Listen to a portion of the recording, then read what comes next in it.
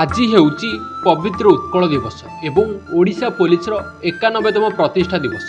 ଏହି ଉପଲକ୍ଷେ police commissionerate ଏବଂ ଓଏଏସ୍ପି ସପ୍ତମ ବଟାଲିୟନ ପକ୍ଷରୁ ଏକ ଭବ୍ୟ ଜଳସେବା ଶିବିର ଶୁଭାରମ୍ଭ କରାଯାଇଛି। ଖରାଦିନେ ସାଧାରଣ ଜନତାଙ୍କୁ ଶୋଷ ମେଣ୍ଟିବା ପାଇଁ ଏହା ଏକ ପ୍ରଶଂସନୀୟ ପଦକ୍ଷେପ। ରାଜଧାନୀ ଭୁବନେଶ୍ୱରରେ ଉତ୍କଳ ଦିବସର ଉତ୍ସାହ ମଧ୍ୟରେ ଓଡ଼ିଶା ପୋଲିସର ସେବା ମନୋଭାବ ଦେଖିବାକୁ ମିଳିଛି। ପୋଲିସ କମିଶନରେଟ୍ ଏବଂ ଓଏଏସ୍ପି ସପ୍ତମ ବଟାଲିୟନର ମିଳିତ ଆନୁକୂଲ୍ୟରେ ଆଜି ଜଳସେବା ଶିବିର ଉଦ୍ଘାଟିତ ହୋଇଯାଇଛି। ଏହି କାର୍ଯ୍ୟକ୍ରମରେ ପୋଲିସର ବରିଷ୍ଠ ଅଧିକାରୀମାନେ ଉପସ୍ଥିତ ରହି ନିଜ ହାତରେ ସାଧାରଣ ଲୋକଙ୍କୁ ପଣା ଏବଂ ଜଳ ବଣ୍ଟନ କରିଥିଲେ।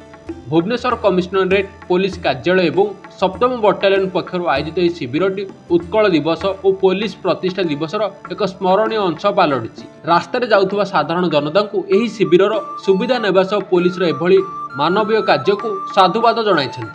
ଭୁବନେଶ୍ୱରରୁ ବିଶ୍ୱନାଥ ଦାସଙ୍କ ରିପୋର୍ଟ, ଡୁମାଣି ଟିଭି।